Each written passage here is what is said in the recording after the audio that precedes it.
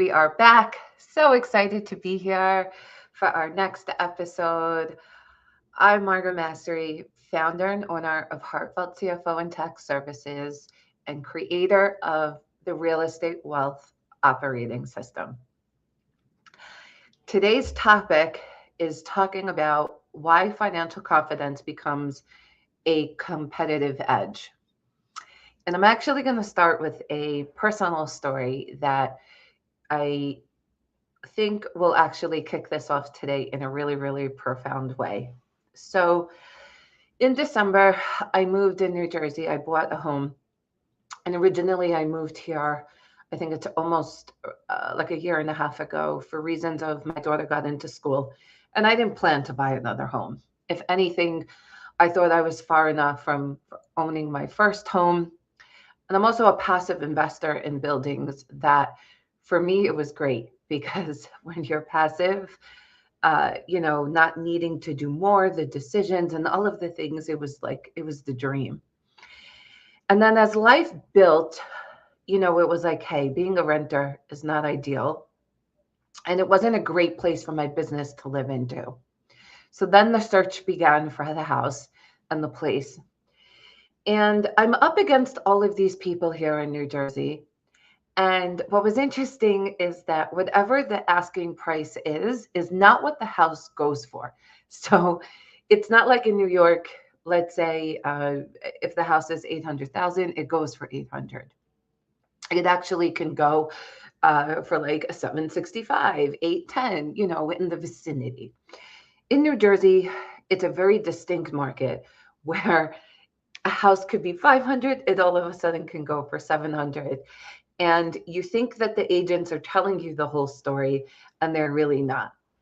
And I had my pre-approval, I had my cash ready, and I would be losing houses. And I was like, what the dang it is going on here?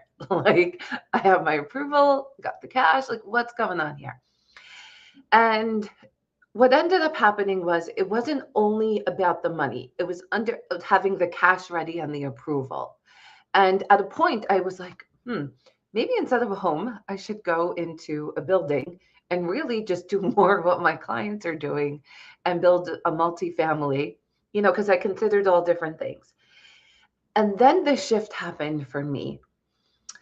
It was knowing what the owner themselves needed to get out of the property. And once I understood, it was getting to know what the property owner was, which means, looking around the house, if you see them outside, having a talk with them to really understand things. And the home that I ended up buying, what ended up needing to happen was that it just needed to be off the estate so that the person can go into their next part in life, which was like a rehab.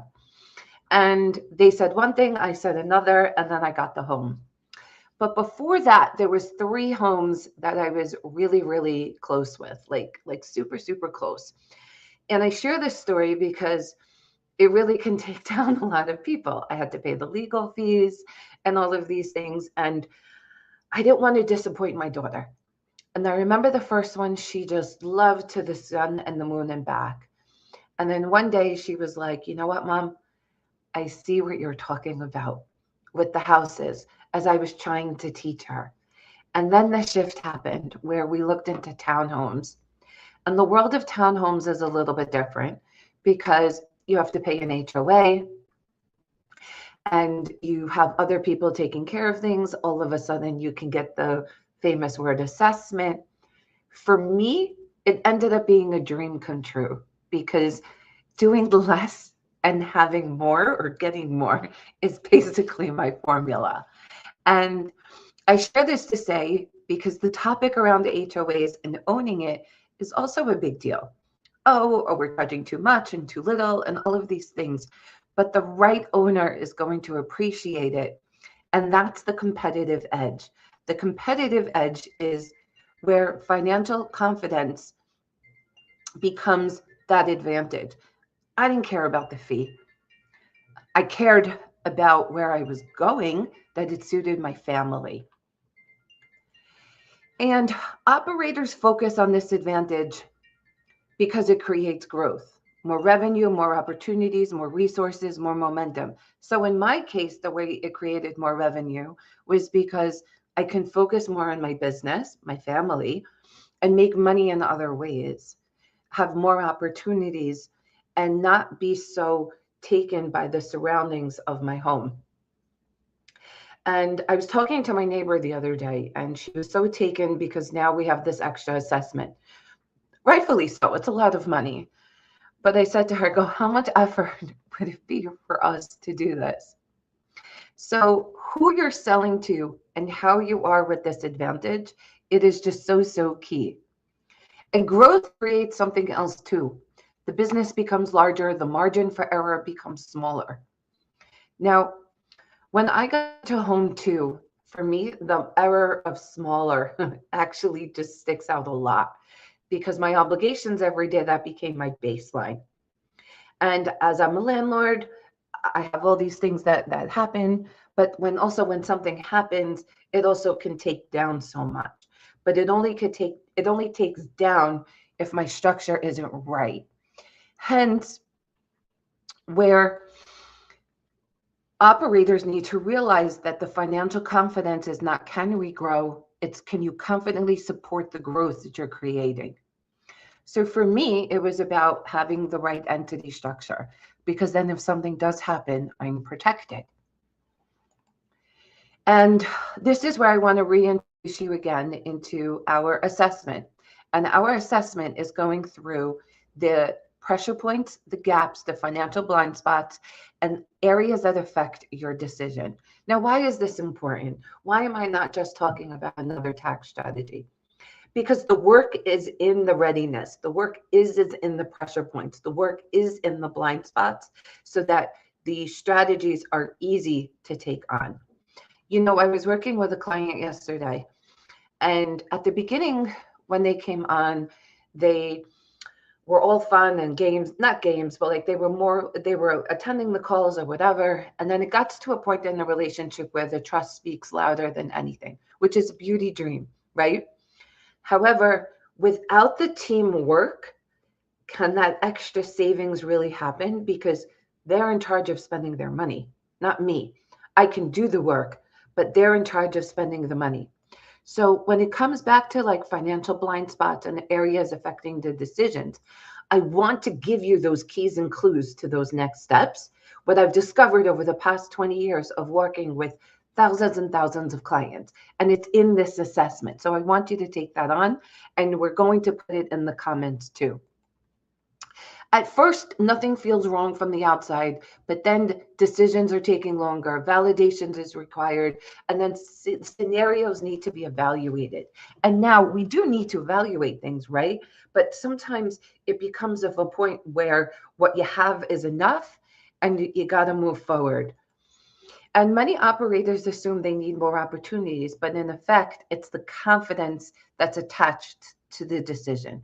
And I want to say that again. It's not another opportunity. It's the confidence in the decision of where you're going next. When I bought this house, I knew I can do it. And not only did I know I can do it, I didn't even think twice. And when I didn't even think twice about it, once it came up, it had the proper setup for my daughter, a place to come for my son, with family and different things. So now imagine when you're doing a multifamily and you have multiples on those decisions. If you don't have the cash flow and a place to go when things happen, or the infrastructure on how that's going to work to build a company, things start to deteriorate. And this stage operators, what they need is, and what I've seen is looking to look at what is creating the hesitation, what is weakening the confidence, what needs strengthening, and how to support future growth strategically. I want to help you with this today.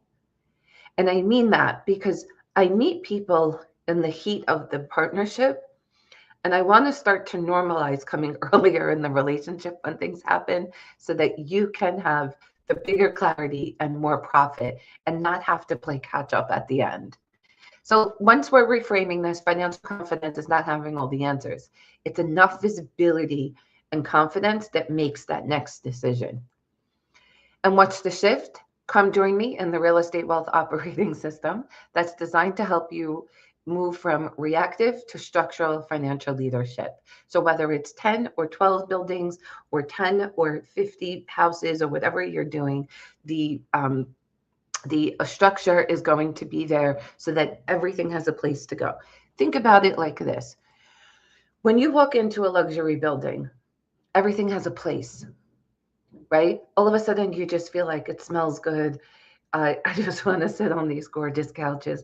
I want to go into this room and that room, that restaurant, that spa, this thing, this, all of these things. And really what's coming behind that is that it all has a place because it feels good and it's settled. And it's the same thing with money. When money is in the home and it feels like it's safe, it has a place to go. But taking on things for taking the sake is not really ideal. So what changes? Decisions happen, priorities become quicker, and growth becomes easier, leadership becomes calmer. I have people making the decision and moving the turnaround around the finances in under 30 minutes because when you have the structure, it really doesn't matter. What matters is the confidence on how it's going to be together on the whole picture, right? If we move myself back to the example, how did that home two sit in the picture? At first, it was like, home two? What the dang it?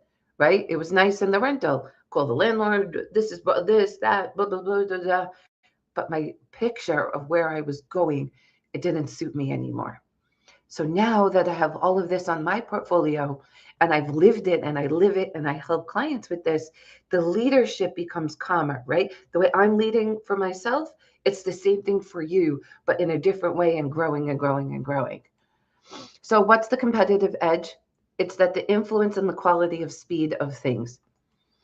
And what to take away from this? Growth creates opportunity, creates more decision, and not only does it increase value, but it strengthens things that it creates better decisions that you're not regretting later. And the businesses that scale, they're often the ones making the decisions from clarity and from the confidence that are attached. And at this point, I want to invite you to take our assessment. And then from our assessment, where we're going to work together on the strategy of your next steps so that we can buy that building, we can enhance what you already have, or downsize, or move you to retirement, help you for selling, and all of the different things that can come with that. I am so excited that you listened to this. I cannot wait to see you on the session together.